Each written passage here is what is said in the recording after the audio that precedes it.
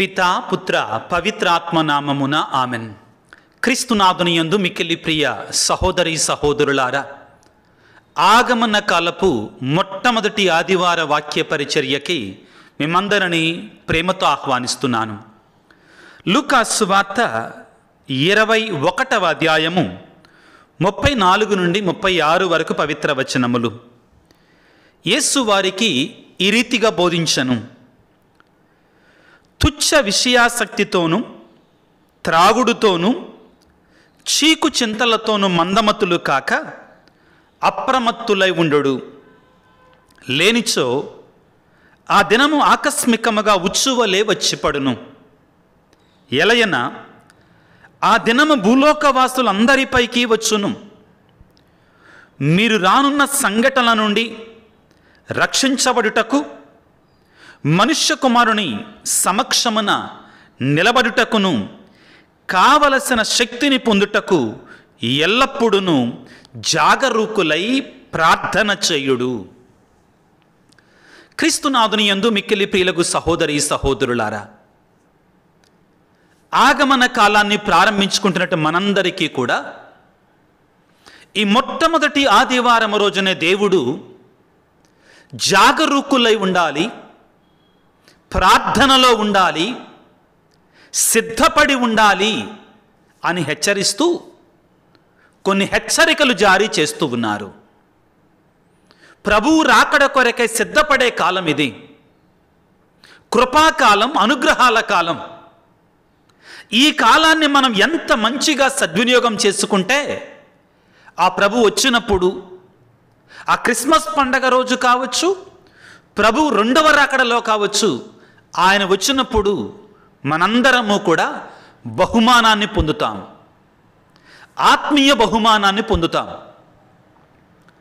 మనం ఎటువంటి బహుమానాన్ని పొందబోతున్నాం అనేటువంటిది మనం ఎంతగా మనల్ని మనం దేవుడిచ్చిన ఈ సమయములో సిద్ధపరుచుకున్నాం అనే దాని మీద ఆధారపడి ఉంటుంది.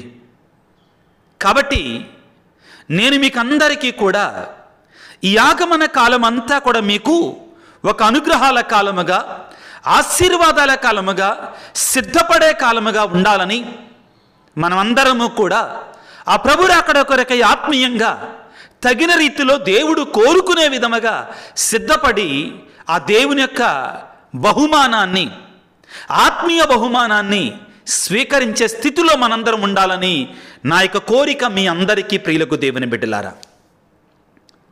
1988వ సంవత్సరం ఏప్రిల్ నెలలో అమెరికాలో ఒక పెద్ద సంఘటన జరిగింది. ఆ సంఘటన గురించి వార్తాపత్రికలన్నిటిలో కూడా పెద్ద పెద్ద హెడ్డింగుల్లో రాయబడింది ప్రియులారా. 1988వ సంవత్సరం ఏప్రిల్ నెల. ఈ 1988వ సంవత్సరం ఏప్రిల్ నెలలో ఒక రోజున పారాషూట్స్ వేసుకొని క్రిందికి దూకేటువంటి వాళ్ళల్లో చాలామంది, ఒక విమానములో చాలామంది ఆ ఉత్సుకత, ఆ హాబీ, ఆ ఆసక్తి కలిగినటువంటి వారు చాలామంది విమానంలో చాలా ఎత్తైన శిఖరానికి వెళ్ళి అక్కడ నుండి కిందకు దూకి మధ్యలోకి వచ్చిన తర్వాత పారాషూట్ని ఆన్ చేస్తారు. వాళ్ళ వీపు కట్టుకుంటారు. దాన్ని ఆన్ చేయగానే పెద్ద గొడుగులాగా వచ్చి వారు అలా విహంగ వీక్షణంలాగా ఆ విధంగా ఆ గాలిలో అలా తేలాడుతూ ఉంటారు పిల్లారా. వీరందరూ కూడా పైకి వెళ్ళారు. చాలామంది పైకి వెళ్ళిన తర్వాత ఒక్కొక్కళ్ళు దూకుతున్నారు.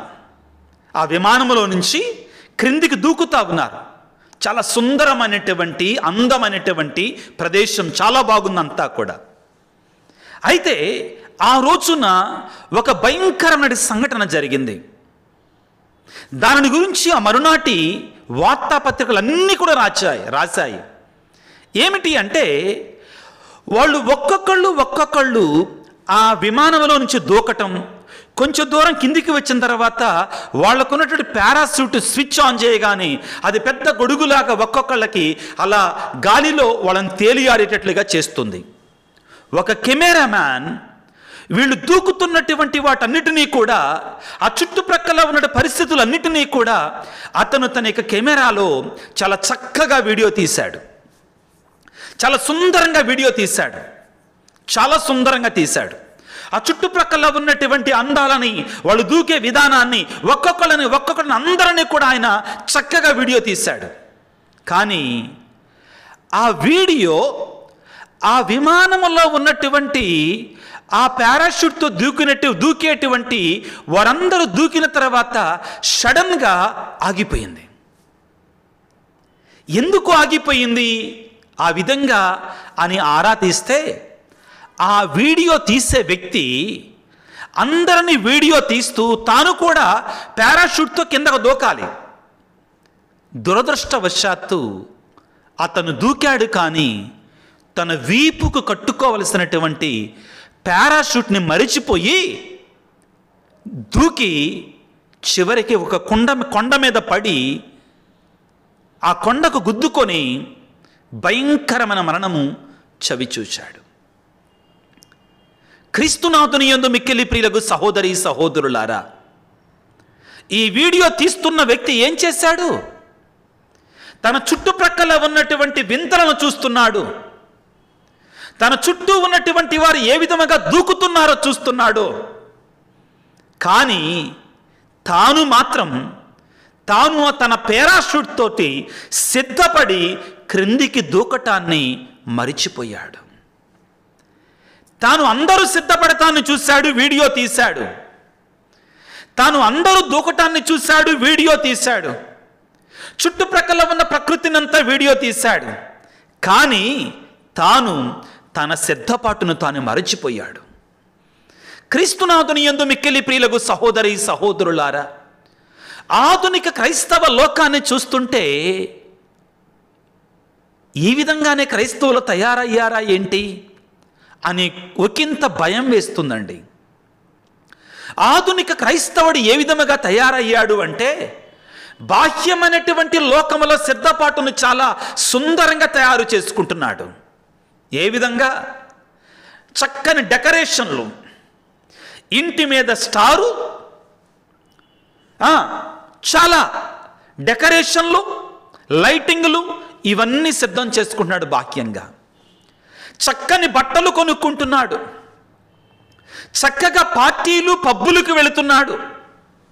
కానీ ప్రియులారా, ఈ క్రైస్తవుడు ఈ హడావిడిలో, ఈ సెమీ క్రిస్మస్లు, మినీ క్రిస్మస్లు, క్రిస్మస్లు, ప్రీ క్రిస్మస్లు, వీటన్నిటి హడావిడిలో ఆత్మీయంగా తన పారాషూట్ తను ధరిస్తున్నాడా? ఏమిటి పారాషూట్ అంటే? మనల్ని కాపాడేది మరణము నుండి,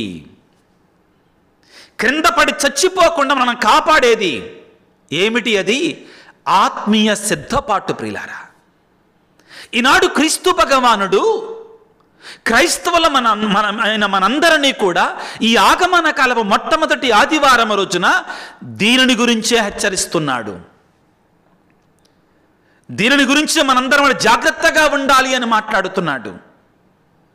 ఈ ఆగమన కాలాన్ని ప్రారంభించుకుంటుండగా, ఈ కృపాకాలాన్ని, ఆశీర్వాద కాలాన్ని, ఈ దీవెనల కాలాన్ని, సిద్ధపాటు కాలాన్ని మనం ఏ విధంగా సిద్ధపడాలి అనే దానిని గురించి మనము దేవుని యొక్క వాక్యాన్ని ఆధారంగా చేసుకొని ధ్యానించటానికి ప్రయత్నం చేద్దాం. ప్రియులకు దేవుని బిడ్డలారా, ఈనాడు ప్రభువు పలికిన మాటని ఒకసారి చదువుకుందాం. ఏమని చెప్తున్నాడు పిల్లారా? దేని గురించి మాట్లాడుతున్నాడు? ఆయన రాకడ గురించి మాట్లాడుతున్నాడు. మనుష్య కుమారుని యొక్క రాకడ గురించి మాట్లాడుతున్నాడు. ఏ విధముగా ఉండబోతుంది? కొంచెం దయచేసి మనస్సును లగ్నము చేసి నాతో పాటు ధ్యానిస్తే తప్ప మన బుర్రల్లోకి ఎక్కదండి ఇది. ఏం చెప్తున్నాడు? లూకాసు వార్త 21వ అధ్యాయము 25వ వచనము. కొంచెం లోతైన వాక్యములోనికి వెళుతున్నాం. ఆ కాలములో మనుష్య కుమారుడి రాకడ సమయంలో సూర్య చంద్ర నక్షత్రములలో సూచనలు కనిపిస్తాయి. భూమిపై జాతులు గడ్డుకాలము దాపురించును. సముద్ర తరంగ గర్జనలతో ప్రజలల్లా అల్లకల్లోలమగుదురు. ఎలయన అంతరిక్ష శక్తులు కంపించును. ఏంటివంటండి? అంతరిక్ష శక్తులు. దేని గురించి మాట్లాడుతున్నాడు ఇక్కడ ప్రభువు? అంతరిక్ష శక్తుల గురించి మాట్లాడుతున్నాడు. 26వ వచనాన్ని కూడా చదువుకుందాం. మార్కు సువార్త 21వ అధ్యాయం 26వ వచనం.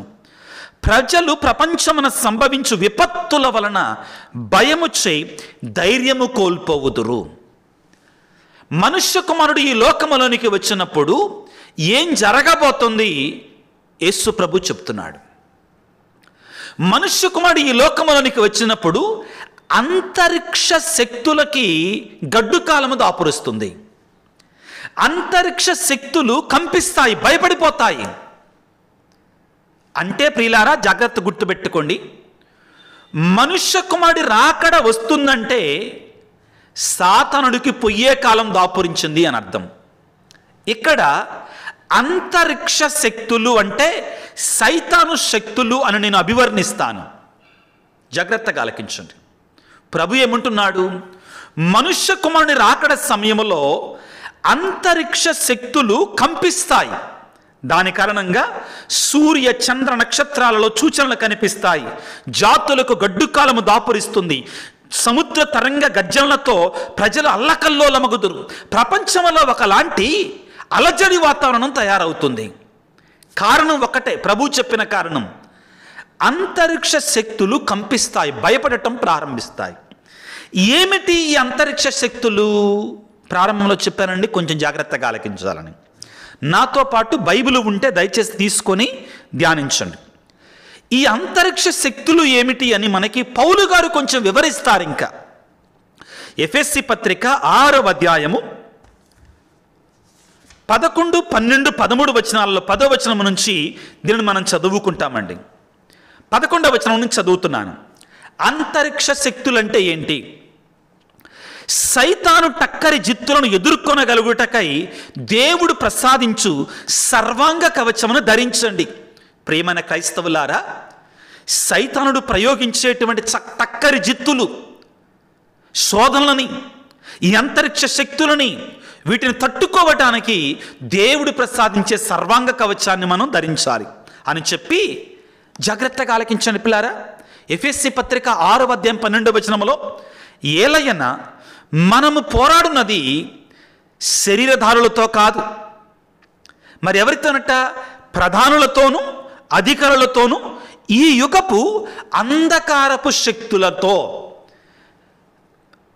లూకాసు వార్త 21వ అధ్యాయములో 25వ వచనంలో ప్రభు దేని గురించి మాట్లాడుతున్నాడు? అంధకార శక్తులు, అంతరిక్ష శక్తుల నుంచి మాట్లాడుతున్నాడు. పౌలు గారు ఎఫెసీ పత్రిక 6వ అధ్యాయము 12వ వచనంలో దేని గురించి మాట్లాడుతున్నాడు? అంధకార శక్తుల గురించి మాట్లాడుతున్నాడు. ఆ తర్వాత ఏమంటున్నాడంటే, ఆకాశమునందలి దురాత్మలతో మనం పోరాడుతున్నాం. ఆకాశములో అంతరిక్ష శక్తుల గురించి మాట్లాడుతున్నాడు. ప్రియులారా, యూదులకు అర్థమైన భాషను మీకు కొంచెం వివరిస్తాను. ఇప్పుడు లోతుగా వెళతానికి ప్రయత్నం చేద్దాం. యూదుల విశ్వాసం ప్రకారం దేవునికి శక్తి ఉంది, కానీ ఈ లోకం మీద ఈ అంధకార శక్తులు, అంతరిక్ష శక్తుల మీద సాతానుడికి కూడా కొన్ని శక్తులు ఉంటాయని వాళ్ళు నమ్మేవాళ్ళు. ఆ భాషని సద్వినియోగం చేసుకుంటూ అటు యేసుక్రీస్తు మొదటిగా, తరువాత పౌలు గారు ఇద్దరూ కూడా మనకి ఈ అంతరిక్ష శక్తుల గురించి, అంధకార శక్తుల గురించి, ఆకాశమనందల దురాత్మల గురించి వివరిస్తూ జాగ్రత్త వహించండి. సాతాను శక్తుల గురించి మాట్లాడుతూ మీరు జాగ్రత్త వహించండి. సాతానుడు ఎక్కువగా ప్రబలిపోతున్నాడు ప్రపంచంలో అంటే దేవుని యొక్క కుమారుని యొక్క రాకడ దాపురించింది అని గుర్తుపెట్టుకోవాలి. అయితే భయపడాల్సిన అవసరం లేదు. ఏమిటి? ఇందాక చెప్పాను కదా, మనుష్య కుమారుని యొక్క రాకడ సాతానుడి యొక్క పోకడ జరిగిపోద్దండి. మనుష్య కుమారుడు వస్తున్నాడు అంటే సాతానుడికి పొయ్యే కాలం దాపురించిందని మనం గుర్తుపెట్టుకోవాలి. యేసు భగవానుడు ప్రియులారా, లూకాసు వార్త 21వ అధ్యాయము 25వ వచనములో ఈ విధంగా సెలవిస్తున్నాడు. ఏమంటున్నాడు? సముద్ర తరంగ గర్జనలతో ప్రజలు అల్లకల్లోలమగుదురు. ఎలయన అంతరిక్ష శక్తులు కంపిస్తాయి, సాతాను శక్తులు కంపిస్తాయి. మీరు ఇక్కడ అనుకోవచ్చండి, అంతరిక్ష శక్తులంటే ఫాదర్ గారిని అంతరిక్షం అంటే ఆకాశం కదా అని అనుకోవచ్చు. కానీ ఇక్కడ ప్రభువు వాడినటువంటి సందర్భం ఏమిటి అంటే తన యొక్క రాకడ గురించి మాట్లాడుతున్నారు. రాకడ గురించి మాట్లాడుతూ సైతాను యొక్క రాజ్యం కూల్చబడటాన్ని గురించి మాట్లాడుతున్నారు. ఈ అంతరిక్ష శక్తులు అంటే ఆకాశమనందలి శక్తులు కదండి అని మీరు అన్నారు కదా. అనుకుంటే ఒకవేళ పౌలు గారు దానికి వివరణిస్తున్నారండి. ఏమంటున్నారు? ఆకాశమనందలి దురాత్మలతో మనం పోరాడుతున్నాం. ఇప్పుడు మనందరికీ కూడా కనెక్షన్ దొరకాలి రెండింటికి కూడా. కాబట్టి ప్రియులారా, ఇదిగో సాతాను యొక్క రాజ్యం కూల్చే సమయం ఆసన్నమయ్యింది అని మనందరం కూడా గుర్తుపెట్టుకోవాలి. ఇక్కడ అంతరిక్ష శక్తులు, శక్తి అని మనం పదం వాడుతున్నాం. మత్తయి శుభవార్త 4వ అధ్యాయము 8వ వచనాన్ని ఒకసారి చదువుకుందాం. యేసు ప్రభువు జ్ఞానస్నానాన్ని పొంది బాప్తిస్మాన్ని స్వీకరించి ఎడారికి కొనిపోబడ్డారు. సాతాను చేత శోధించబడుతున్నాడు. ఆ సమయంలో సాతానుడు యేసు ప్రభుని మత్తయి శుభవార్త 4వ అధ్యాయం ప్రకారం 3 విధాలుగా శోధించిందని మనం చదువుకుంటాం. వాటిలో చివరిది ఏమిటి ఒకసారి చదువుకుందాం. మత్తయి శుభవార్త 4వ అధ్యాయం 8వ వచనములో, తిరిగి సాతాను యేసును మిక్కిలి ఎత్తైన పర్వత శిఖరమున చేర్చి భువి అందలి రాజ్యములన్నిటినీ వాటి వైభవమును చూపి, నీవు సాష్టాంగపడి నన్ను ఆరాధించిన ఎడల నీకు ఈ సమస్తమును ఇచ్చేదను. ఏమంటున్నాడు సాతానుడు యేసు ప్రభువుతోటి? ఈ లోకములో ఉన్న శక్తులను చూపించి ఏమంటున్నాడు? ఈ శక్తులన్నీ నాయే, ఈ సంపదలన్నీ నావే, నువ్వు నన్ను ఆరాధించు, నేను నిన్ను ఈ లోకానికి రాజుగా చేస్తాను అంటున్నాడు. కొంచెం మీకు వివరణ ఇవ్వడానికి ప్రయత్నం చేస్తున్నారు పిల్లారా. సాతానుడు ఏమంటున్నాడు? ఈ లోకములో ఉన్న శక్తులు నావే. ఎవరిచ్చారు వాడికి? నేను చాలాసార్లు వివరంగా చెప్పాను మీకు. మన మీద వాడికి అధికారాన్ని మనమే ఇస్తున్నాం. ప్రియులకు దేవుని బిడ్డలారా, జాగ్రత్తగా ఆత్మపరిశీలన చేయండి. కాబట్టి సాతానుడు అనేటువంటి వాడు కంపించటం ప్రారంభిస్తాడు. సాతాను రాజ్యం కూల్చబడటం ప్రారంభమవుతుంది పిల్లారా. ఇప్పుడు మనం ఇంకా కొంచెం లోతుగా వెళ్ళి కొరింథీయులకు పౌలు గారు రాసిన మొదటి లేఖ 15వ అధ్యాయము 24వ వచనాన్ని చదువుకోవటానికి ప్రయత్నం చేద్దాం. అక్కడ పౌలు గారు ప్రియులకు దేవుని బిడ్డలారా ఈ విధంగా పలుకుతున్నారు. పౌలు కొరింథీయులకు రాసిన మొదటి లేఖ 15వ అధ్యాయం 24వ వచనం చదువుతున్నాను. అప్పుడు అంతము వచ్చును. రెండవ రాకడ గురించి మాట్లాడుతున్నారు పౌలు గారు కూడా. అప్పుడు అంతము వచ్చును, పరిపాలకులను, అధికారులను, శక్తులను. ఎవరి పరిపాలకులు, ఎవరి అధికారులు, ఎవరి శక్తులు? సాతాను శక్తుల గురించి పౌలు గారు మాట్లాడుతున్నారు మరొకసారి కొరింథీ పత్రికలో. అప్పుడు అంతము వచ్చును, ప్రభు యొక్క రెండవ రాకడ వస్తుంది. పరిపాలకులను, అధికారులను, శక్తులు అందరూ క్రీస్తు జయించి రాజ్యమును తండ్రియగు దేవునికి అప్పగించును. చూడండి, ప్రభు యొక్క రాకడ సాతాను రాజ్యం కూల్చటం జరుగుతుంది పిల్లారా. కాబట్టి మనందరం గ్రహించాల్సింది ఏమిటి అంటే, ఎప్పుడైతే క్రీస్తు ప్రభు యొక్క రాకడ వస్తుందో సాతానుడు అనేటువంటి వాడు తన రాజ్యాన్ని కూల్చబడుతుంది. ఆ తర్వాత 25వ వచనాన్ని చదువుకుందాం. ఏలయన దేవుడు శత్రువులందరూ ఓడించి ఆయన పాదముల క్రింద ఉంచు వరకు క్రీస్తు పరిపాలనము చేయును. ఈ క్రీస్తు ప్రభు యొక్క రెండవ రాకడలో సమస్తము కూడా క్రీస్తు యొక్క ఆధీనంలోనికి వస్తుంది. సాతానుడు తన సర్వస్వాన్ని కోల్పోతాడు పిల్లారా. 26వ వచనంలో చివరి మాటగా చదువుతున్నాను. నాశనము చేయబడవలసిన చివరి శత్రువు మృత్యువు, మరణము, దానిని కూడా నాశనము చేస్తాడు. ప్రభు రెండవ రాకడలో ప్రియులారా లోకములో ఉన్నట్టు సమస్త జనులందరూ కూడా ప్రభువుని కలుసుకుంటారు. ఇక ఎవరి రాజ్యం ఉండదు, ఇంకా సాతానుడి రాజ్యం ఉండదు. ఇంకా మనందరం దేవుని చెందినటువంటి వారముగా ఉంటాం. ఎవరైతే యేసు ప్రభుని విశ్వసిస్తామో, ఎవరైతే యేసు ప్రభుని నమ్ముతామో, ఎవరైతే యేసు ప్రభుని రక్షణ పొందామో వారందరం ఆయనకు చెందినటువంటి వారముగా మారిపోతాం ప్రియులారా. ఇప్పటి వరకు మనం మనుష్య కుమారుడి రాకడ సమయంలో ఏం జరగబోతుంది, ఏం జరుగుద్ది అని తెలుసుకున్నాం.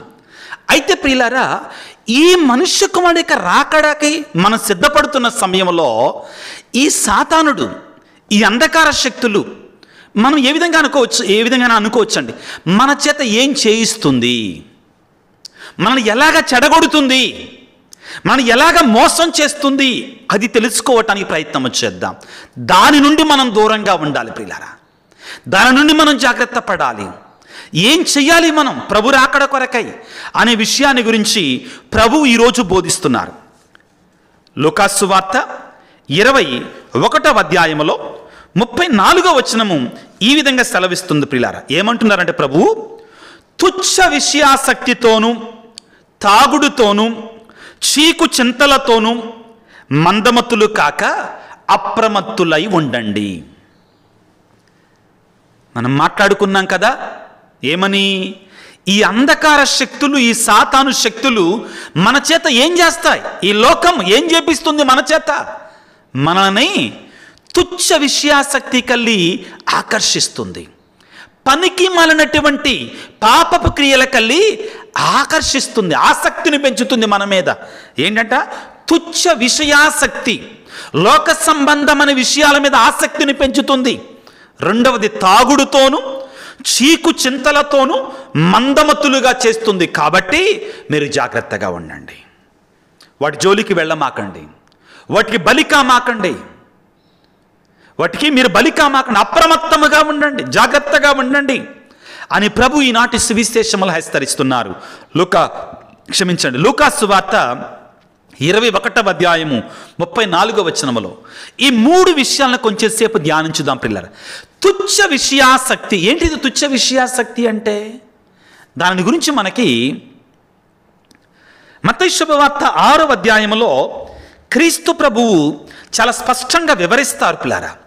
తుచ్చ విషయాసక్తి అంటే ఏమిటంటే మత్తయి శుభవార్త 6వ అధ్యాయము 25వ వచనము, కావున ఏమి తినెదమా, ఏమి త్రాగెదమా, ఏమి ధరించదమా అని మీరు కలత చెందకూడదు. ఇంకొక విషయాన్ని కిందికి వెళితే 31వ వచనము, మత్తయి శుభవార్త 6వ అధ్యాయం 31వ వచనము, కనుక ఏమి తినదమా, ఏమి త్రాగెదమా, ఏమి ధరించదమా అని మీరు కలత చెందకూడదు.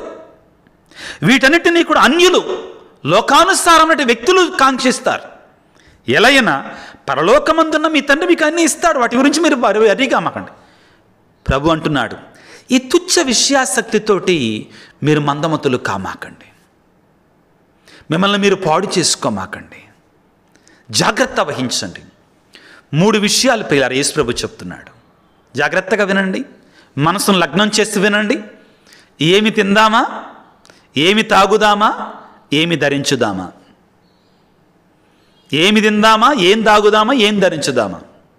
తినడం పంటి పండగ, ఏం ధరించుదామా ఒంటి పండగ, ఇంటిని ఎలా చూద్దాం ఇంటి పండగ. ఇవి కాదు ముఖ్యం, ఇవి కాదు ముఖ్యం. బాధాకరమైన విషయం ఏంటంటే పిల్లారా, క్రైస్తవులమైన మనం అదిగో ఆ ఏరోప్లేన్లో నుంచి, ఆ విమానంలో నుంచి పారాషూట్ లేకుండా అన్నీ చూస్తున్నాడు, అంతా సిద్ధపడ్డాడు, అంతా చేస్తున్నాడు. వేటి గురించి?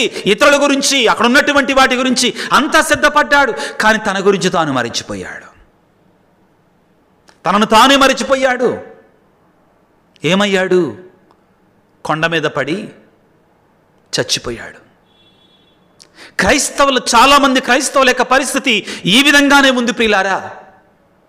ఈ విధంగా దాన్ని తయారయ్యారు. తుచ్చ విషయాసక్తికి ఎక్కువ ఇంపార్టెన్స్ ఇస్తున్నాం మనం, లోకానుసారమైన విషయాలకు ఎక్కువ అవకాశం ఇస్తున్నాం. ఆగమన కాలం అంటే కొంచెం నిశ్శబ్దమైన కాలం, ప్రార్థనతో దేవుని రాకడ కొరకై సిద్ధపడే కాలం. కానీ మానవుడు అనేటువంటి వాడు, క్రైస్తవుడు అనేటువంటి వాడు టూ మచ్ బిజీగా అయిపోయాడండి. అది చెయ్యాలి, ఇది చెయ్యాలి, ఆరాటం, తపన. కొన్ని సందర్భాలలో మాకు గురువులకు కూడా, ప్రియులారా మఠవాసులకు కూడా ఇది ఎక్కువైపోతుందండి. బాధాకరమైన విషయం.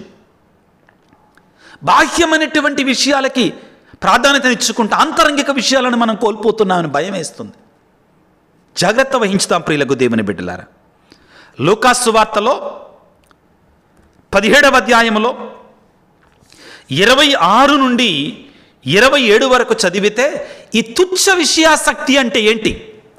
తెలుగులో అంటారు తుచ్చమైన మాట. అది తుచ్చమైనదిరా, అది పనికిరానటువంటిదిరా, తుచ్చమైనటువంటిది. అంటే నీచమైనటువంటి విషయాల గురించి మనం ఎక్కువ శ్రద్ధ వహించొద్దు అంటున్నాడు.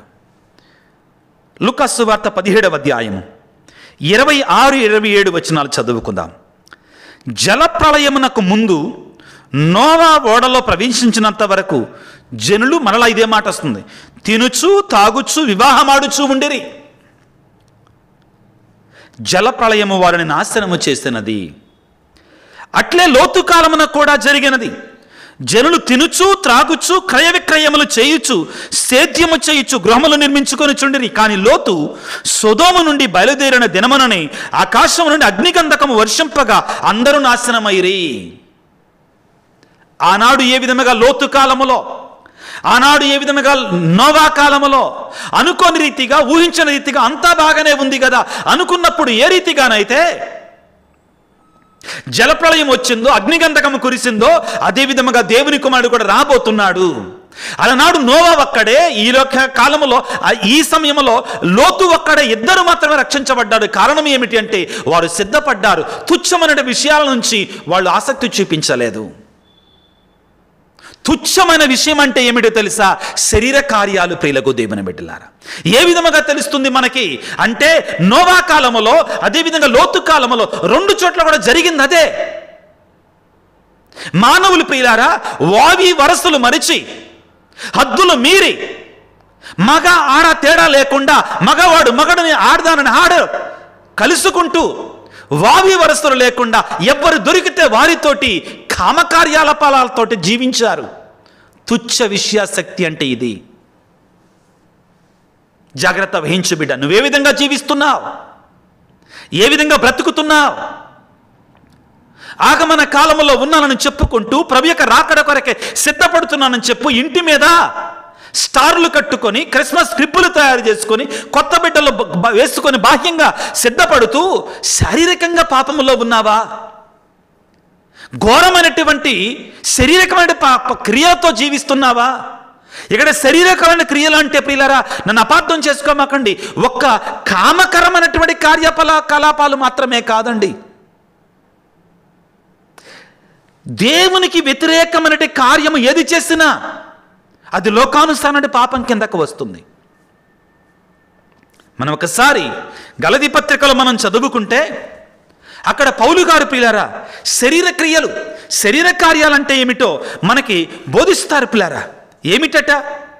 గలతీ పత్రిక 5వ అధ్యాయము 19వ వచనంలో, ఎవరైతే ప్రియులకు దేవుని బిడ్డలారా తుచ్చ విషయాలంటే ఏమిటి? ఇవే. ఆగమన కాలంలో ఉన్న మనందరము కూడా ఈ తుచ్చమైనటువంటి శారీరకమైన కార్యాల నుంచి దూరముగా ఉండగలగాలి. ఇవి చెయ్యకుండా, మన మనస్సును, హృదయాన్ని శుద్ధి చేసుకోకుండా ప్రభు క్రిస్మస్ పండగ వచ్చింది అని పాడుకుంటే, అక్కడ ప్రార్థన చేస్తే మనకు దీవెనలు రావు ప్రియులారా. ఏమంటున్నాడు? శరీర కార్యాలు అవి ఏమనగా జారత్వము. జారత్వం అంటే కామకార్యములు, వ్యభిచారము, అపవిత్రత, కాముకత్వము, విగ్రహారాధన, మాంత్రిక శక్తి, శత్రుత్వము, కలహము, అసూయ, క్రోధము. శత్రుత్వంతో, కలహంతో, క్రోధంతో మనం జీవిస్తూ ప్రభు రాకడ కొరకే సిద్ధపడతామంటే ఎట్ట కుదురుద్దండి? అలనాడు యెషయా గ్రంథములో మెస్సయ్య రాకడ కొరక ఏమని చెప్పారు? పూడ్చుము ప్రతి లోయను, కూల్చుము ప్రతి కొండను, ప్రభు మార్గమును సిద్ధము చేయము, కరుకుతావులను నునుపు చేయము. దేని గురించి? ఇదిగో ఇక్కడ చెప్తున్నాడు, శత్రుత్వాన్ని గురించి, కలహాన్ని గురించి, అసూయ, క్రోధము, కక్షలు, కార్పణ్యాలు, వర్గతత్వము, వీటన్నిటిని తీసివేసుకోవాలి. ప్రయోజనం లేదు బిడ్డలారా. ఆగమన కాలములో నేను ఒకటి దగ్గరికి వెళ్ళి, నేను క్షమించయ్యా, అమ్మా క్షమించమ్మా, నా తప్పు జరిగిపోయింది, I'm sorry, if I'm not able to say, ప్రభు మనలోనికి రాడు. కారణం యెషయా గ్రంథం 59వ అధ్యాయం 1-2 వచనాలు ఏమంటున్నా? మనం దేవుడు మనలోనికి రాకుండా మనం అడ్డుగోడలు నిర్మించుకున్నాం. తుచ్చ విషయాసక్తి అంటే ఏమిటి? అంటే మాత్సర్యము, తాగుబోతుతనము, విందులు, వినోదములు మొదలగునవి. ఇట్టి పనులు చేయువారికి వారు దేవుని రాజ్యమునకు వారసులు కారు. గలతీ పత్రిక 5వ అధ్యాయము 21వ వచనము. రోమపత్రికలో పౌలు గారు చెప్తారు పిల్లారు ఏమిటి? శరీరానుసారముగా జీవించువారు దేవుని సంతోష పెట్టలేరు. శరీరానుసారముగా జీవించువారు దేవుని సంతోష పెట్టలేరు. ఈరోజు ప్రభు అంటున్నాడు పిల్లారా, ఏమంటున్నాడు తన రాకడ గురించి చెబుతూ లూకాసు వార్త 21వ వచనం 24వ అధ్యాయం 34వ వచనంలో 21వ అధ్యాయం 34వ వచనంలో తుచ్చ విషయాసక్తితో, తాగుడుతో, చీకు చింతలతో మందమతులు కామాకండి.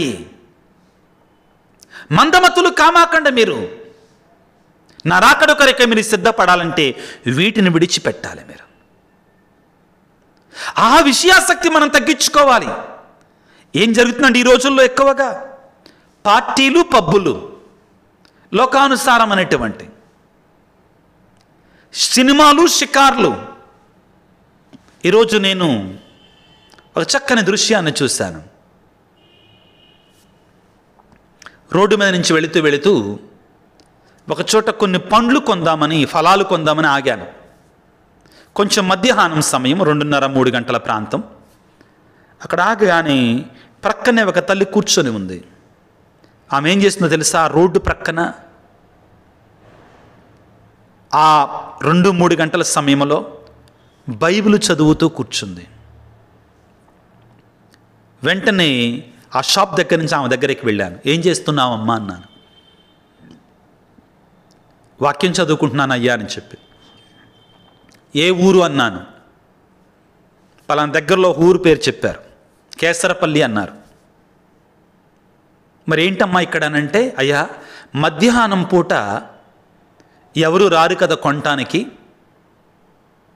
ఎక్కువ మంది రారు కదా, ఆ సమయంలో నేను దేవుని యొక్క వాక్యాన్ని చదువుకుంటున్నానయ్యా. ఎవరన్నా కావచ్చండి ఆ తల్లి.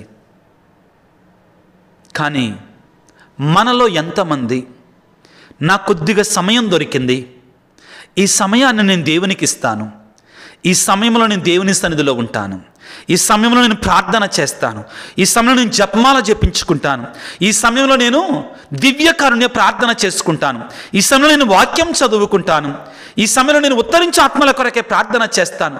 ఎంతమంది మనలో సద్వినియోగం చేసుకుంటున్న సమయాన్ని? కొద్దిగా సమయం దొరకగానే పైకి అంటమే ఫోను, వీడియో. ప్రియులారా, ఆత్మపరిశీలన చేసుకుందాం. ఏమంటున్నారు క్రీస్తు ప్రభు? ప్రియులారా, తుచ్చమైనటువంటి విషయాల గురించి ఆసక్తికి ఉంచమాకండి. విందులతో, వినోదాలతో కాదు, లోకానుసారమైన విషయాల గురించి కాదు. మొదటిగా తుచ్చ విషయాసక్తితో, లోక సంబంధమైనటువంటి వాటితో మీరు ఉండకండి. రెండవది తాగుడు, లోకానుసారమైన జీవితం. మూడవ చీకు చింతలు. ప్రభు పలికిన ఈ మూడిటి గురించి మనం జాగ్రత్త వహించుదాం పిల్లారా. చివరిగా మరి మనం ఏం చేయాలి? యేసు ప్రభువే చెప్తున్నాడు. ప్రభు రాకడ కొరకై మనం సిద్ధంగా ఉండాలంటే ఏం చేయాలి అంటే, లూకాసు వార్త 21వ అధ్యాయము 36వ వచనములో, మీరు రానున్న సంఘటనల నుండి రక్షించబడుటకు మనుష్య కుమారుని సమక్షం నిలబడుటకై ఏం చేయగలగాలి మనం? మనుష్య కుమారుని యొక్క సమక్షంలో నిలబడుటకై, కావలసిన శక్తిని పొందుటకై ఎల్లప్పుడూ జాగరూకులై ప్రార్థన చేయండి. ముగింపు ఇది ప్రియులారా. ఏం చేయాలి మనం? మొదటగా మనం 3 విషయాలు మనం ధ్యానిస్తున్నాం ప్రియులారా ఈ రోజున. మనుష్య కుమారుని యొక్క రాకడ ఏ విధముగా ఉంటుంది?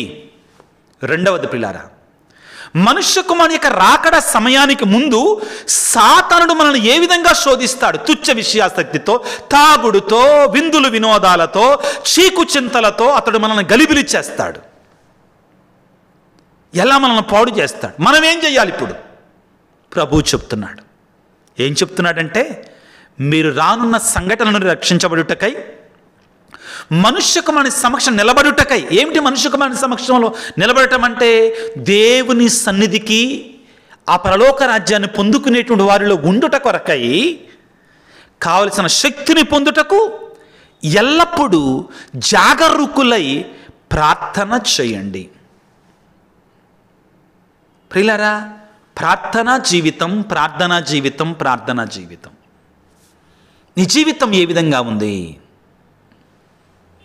నువ్వు ఉద్యోగానికి వెళ్ళిన చోట మధ్యాహ్నం కొద్దిగా సమయం దొరికితే ఆ సమయంలో కాసేపు ప్రార్థన చేయగలుగుతున్నావా? బస్సులో ప్రయాణం చేస్తున్నప్పుడు కొంచెంసేపు దేవునికి సమయాన్ని ఇవ్వగలుగుతున్నావా? చాలా ఈజీ ప్రియులారా. సమయం లేదు అనడానికి లేదండి మనం. లేక ఏం చెయ్యాలో పాలుపోనప్పుడు ప్రార్థన చేయగలుగుతున్నావా? దేవుని స్మరించుకుంటున్నావా? మదర్ తెరేసా ఏమంటారంటే, during the day at different moments try to remember God and concentrate on him. రోజులో వివిధ సందర్భాలలో, వివిధ సమయాలలో దేవుని జ్ఞాపకం చేసుకో. దేవుని మనసును లగ్నం చేయడానికి ప్రయత్నం చేయి. ఇలా చేస్తే తిరుగులేదు ప్రియులారా. మనం భయపడనక్కర్లా. ప్రభు రాకడ కొరకే మనం భయపడనక్కర్లా. అమ్మో నాకేమైపోద్దో, ఏం జరుగుద్దో. ఎవడైతే సిద్ధపడి ఉన్నాడో పరీక్షకి హ్యాపీగా ఉంటాడు. ఇప్పుడు మాస్టర్ పరీక్ష పెడతాడని సిద్ధపడినోడు భయపడుతుంటాడు. ప్రభు అంటున్నాడు, పిల్లారా, దేవుని నుండి శక్తిని పొందుటకై ఎల్లప్పుడూ జాగరూకులై ప్రార్థన చేయండి. ప్రియులారా, పౌలు గారు కూడా ఎఫెసీ పత్రిక 6వ అధ్యాయములో ఏమంటున్నాడు చూడండి. 6వ అధ్యాయం 18వ వచనంలో, దీనికి అంతకును దైవ సహాయమును కోరుచు ప్రార్థన చేయండి. ఆత్మ ప్రేరణను అనుసరించి అన్ని సమయములందును ప్రార్థన చేయండి. కనుకనే పట్టుదలతో మెలకువగా ఉండి దైవ ప్రజలందరి కొరకే ప్రార్థన చేయండి. 3 సార్లు చెప్పాడండి ఒక్క వాక్యములోనే. ఎఫెసీ పత్రిక 6వ అధ్యాయము 18వ వచనంలో 3 సార్లు చెప్పాడు. ఏమని? దైవ సహాయం కొరకే ప్రార్థన చేయండి. ఆత్మ ప్రేరణ అనుసరించి అన్ని సమయంలో ప్రార్థన చేయండి. పట్టుదలతో మెలకువగా ఉండి దైవ ప్రజలందరి కొరకే ప్రార్థన చేయండి. ప్రార్థన ప్రార్థన ప్రార్థన. ఆశ్చర్యం ఏంటంటే ప్రియులారా, ఈరోజు ప్రభువు లూకాసు వార్త 21వ అధ్యాయములో 35వ వచనములో 36వ వచనములో మీరు ఎల్లప్పుడూ ప్రార్థన చేయండి, జాగరూకులై ఉండని అని చెప్పిన వెంటనే ప్రభు ఏం చేస్తున్నాడో తెలుసా? వాక్యాన్ని చదువుతాను వినండి. లూకాసు వార్త 21వ అధ్యాయం 37వ వచనములో, యేసు పగలు దేవాలయమును ఉపదేశించుచు రాత్రి వెలుపలకు వెళ్ళి ఒలివ పర్వతం పైన సమయము గడుపుచుండెను. ఒలీవల పర్వతం మీద ఏం చేస్తున్నాడు? ప్రార్థన చేస్తున్నాడు దేవుడితోటి ఏకాంతంగా. యేసు ప్రభు కూడా. ప్రియులారా, ఈ ఆగమన కాలం మనకు కృపాకాలముగా ఉండాలి, అనుగ్రహాల కాలముగా ఉండాలి, ఆశీర్వాదాల కాలముగా ఉండాలి, ప్రభు రాకడ కొరకై సిద్ధపడే కాలముగా ఉండాలి. ఎప్పుడు చెప్పే మాట నేను చెప్తాను, అది తప్పదు మనందరికీ కూడా. ఏమిటి? క్రిస్మస్ పండగ రోజున ఆ చిన్నారి బాలయేసు నుండి నువ్వు పొందబోయేటువంటి ఆ దీవెనలు దేని మీద ఆధారపడతాయి అంటే, ఈ ఆగమన కాలాన్ని నీవు ఎంత పరిశుద్ధంగా, ఎంత పవిత్రంగా, ఎంత ప్రార్థనాపూర్వకంగా వినియోగించుకుంటే అంతగా నీకు ఆ క్రిస్మస్ పండగ దీవెనగా మారుతుంది. సిద్ధపడకుండా, ప్రార్థన చేయకుండా, పాపాన్ని విడిచిపెట్టకుండా, ఈనాడు ప్రభు చెప్పిన మాటలు 2 ఉన్నాయి పిల్లరా. తుచ్చ విషయాసక్తిని విడిచిపెట్టండి, తాగుడుని విడిచిపెట్టండి, అదేవిధంగా మందమతులుగా ఉండమాకండి. చీకు చింతలతో మందమతులు వాటిని తీసివేసుకోండి అని చెప్తున్నాడు. రెండవది ఏంటి? మనం చేయాల్సింది ఏమిటి? అప్రమత్తులై ఉండండి, జాగరూకులై ఉండండి, ప్రార్థన చేయండి. తీసివేసుకోవలసినటువంటివి కొన్ని, చేయవలసినటువంటివి కొన్ని, చేయకూడనటువంటివి కొన్ని, చేయవలసినటువంటివి కొన్ని. ఈ లోక సంబంధమైన శరీరానుసారమైన క్రియలను మనం చేయకుండా ఉండాలి. ప్రార్థన, జాగరూకత, మెలుకొని ఉండటం, సిద్ధపడి ఉండటం మనం చేయవలసినటువంటివి. దేవుని వేడుకుందాం పిల్లరా. అయ్యా, మా శక్తి మాకు చాలదు, నీ శక్తిని మాకు ఇవ్వయ్యా. నీ రాకడ కొరకే మేము సిద్ధపడి ఉండలాగున నీ వచ్చిన సమయంలో మేము సిద్ధపడినటువంటి కన్యల వలె వెలుగుచున్న కాగడాలతో నీకు సంతోషంగా ఎదురేగి రా ప్రభువా రా, మారనాథ, ప్రభువా ఏం చేస్తే రండి అని చెప్పువారులాగా మమ్ము దీవించండి నాయన అని తలలో వంచి ప్రార్థన చేద్దాం.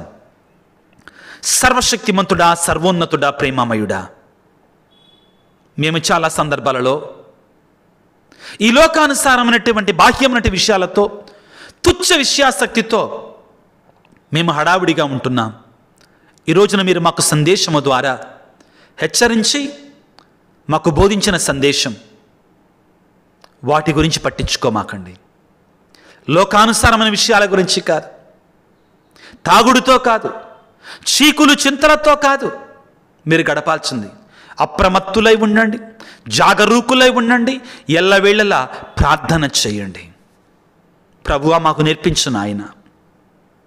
ఒకవేళ మేము ఈ లోకం వెంట పరిగెడుతున్నట్లయితే, పాపం వెంట పరిగెడుతున్నట్లయితే, సాతాను వెంట పరిగెడుతూ మరణం పాలవుతుంటే ప్రభువా మమ్మల్ని హెచ్చరించిన, మమ్మల్ని గద్దించిన ఆయన అవసరమైతే. నీ రాకడ కొరకై, నీ క్రిస్మస్ పండగ కొరకై మేమందరం సిద్ధపడుతుండగా నాయన మాలో మార్పును తీసుకొని రండి, హృదయ పరివర్తన తీసుకొని రండి. ప్రభువా నీ రాకడకు సిద్ధపరచటానికి వచ్చినట్టు బాప్తిస్మ యోహాను గారు పలికిన మాటలు, పరలోక రాజ్యం సమీపించినది, హృదయ పరివర్తన చెంది సువార్తను విశ్వసింపుడు. అవును తండ్రి, నీ రాకడ కొరకే సిద్ధపడుతుండగా, పరలోక రాజ్యం సమీపించి ఉండగా హృదయ పరివర్తన చెంది నిన్ను విశ్వసించే బిడ్డలుగా మమ్మల్ని దీవించండి నాయన. ప్రపంచంలోని యావత్ కతోలిక బిడ్డల కొరకే ప్రార్థిస్తున్నాము నాయన. వారందరిని దీవించండి తండ్రి, ఆశీర్వదించండి. ముఖ్యంగా ప్రభువా ఈనాడు అనారోగ్యంతో బాధపడుతున్న బిడ్డలందరి కొరకే ప్రార్థిస్తున్నాం. నీ గాయపడిన హస్తాలతో తాకి నీ పరిశుద్ధ రక్తముతో వారిని చిలకరించి శుద్ధి చేసి స్వస్థపరచండి. ప్రభువా శారీరకమైన అనారోగ్యాలు మాత్రమే కాదు నాయన, ఎంతోమంది కుటుంబాలలో శాంతి లేక, సమాధానం లేక మానసికంగా కృంగిపోతున్నారయ్యా. భార్యాభర్తల మధ్యలో సఖ్యత లేదు ప్రభువా, శాంతి లేదు నాయన, కుటుంబాలలో శాంతి లేదు ప్రభువా. సాతానుడు అనేటువంటి వాడు చీకు చింతలతో మానవుని గలిబిలి పెడుతున్నాడు నా ప్రభువా. సాతానుడు అనేటువంటి వాడు కుటుంబాలని తుచ్చ విషయాసక్తితో నింపుతున్నాడు ప్రభువా. మా కుటుంబాలకు విడుదల దయచేయి ప్రభువా, విమోచన దయచేయండి ప్రభువా. ఎంతోమంది బిడ్డలు ఆశగుణ ప్రాణముతో మా కోసం ప్రార్థన చేయండి అయ్యా అని వారి బాధలు కన్నీటితో విన్నవిస్తున్నారు తండ్రి. నా ప్రభువా ఈ ప్రార్థన నా ప్రార్థనగా కాక వారి ప్రార్థనగా స్వీకరించండి, బిడ్డల ప్రార్థనగా స్వీకరించయ్యా. ఎవరైతే వేదనతో, బాధలతో, కన్నీటితో, రోదనతో ప్రార్థించమని అడిగి ఉన్నారో వారందరినీ జ్ఞాపకం చేసుకుంటున్నాను తండ్రి. ముఖ్యంగా తండ్రి పిల్లల గురించి, బిడ్డల గురించి ప్రార్థన చేయమన్నటువంటి వారు, దారి తప్పిన బిడ్డల గురించి, ఆత్మీయ విషయంలో నాశనమైపోతున్నటువంటి వారి గురించి ప్రార్థన చేస్తున్నాను తండ్రి. అదేవిధంగా నీ రాకడ కొరకే సిద్ధపడుతుండగా ప్రభువా నీ అతి శ్రేష్టమైన దీవెనల ప్రభు నీ బిడ్డల మీద కుమ్మరింపచేయండి. ఎంతోమంది బిడ్డలు ప్రభువా జ్ఞానము గురించి ప్రార్థన చేయమంటున్నారు. భయంకరమైన అప్పుల బాధలలో, ఊబిలో కూరుకుపోయినటువంటి వారు మా కోసం ప్రార్థన చేయమని మొరపెడుతున్నారు. గర్భఫలము లేనటువంటి వారు దీనంగా ప్రార్థన చేస్తున్నారు. పిల్లలు దారి తప్పినటువంటి వారి కొరకే ప్రార్థన చేస్తున్నాము నాయన. కోర్టు కేసుల్లో, వివిధమైనటువంటి భూముల వివాదాలలో, భయంకరమైన వేదనలో ఉన్నటువంటి వారికి విడుదల దయచేయండి. ఈ ఆగమన కాలాన్ని మాకు దీవెన కాలంగా, కృపాకాలంగా మార్చండి ప్రభుగా. ఇదిగో ప్రభువా ఎవరైతే ఈ యూట్యూబ్లో ప్రభు వీడియోల క్రింద వారికి ఉద్దేశాలు, తలంపులు ఉంచుతున్నారు వారందరి కొరకే క్షణంలో ప్రార్థిస్తున్నారు. మమ్మందరిని దీవించమని ప్రభువా ఈ పరిచర్య ముందుకు నడవడానికి ఎవరైతే ఇతోధికంగా ఆర్థిక సహాయాన్ని అందిస్తున్నారు వారందరిని దీవించమని మా ప్రభు అయిన క్రీస్తు ద్వారా వేడుకొనుచున్నాము తండ్రి, ఆమెన్. ప్రభువు మీతో ఉందురుగాక, మీ ఆత్మతో ఉందురుగాక. సర్వశక్తి గల సర్వేశ్వరుడు పిత, పుత్ర, పవిత్రాత్మ మిమ్మందరిని చల్లగా దీవించి ఆశీర్వదించి కాపాడుదురుగాక. God bless you. దేవుడు మిమ్ము దీవించుగాక, ఆమెన్. ప్రియులారా ఈ ఆగమన కాలాన్ని సద్వినియోగం చేసుకోండి, సిద్ధపడండి. ప్రభు రాకడ సమయంలో మిమ్మల్ని ఆ చిన్నారి బాలయేసు సమృద్ధిగా దీవించాలని నా యొక్క ప్రార్థన, నా యొక్క కోరిక.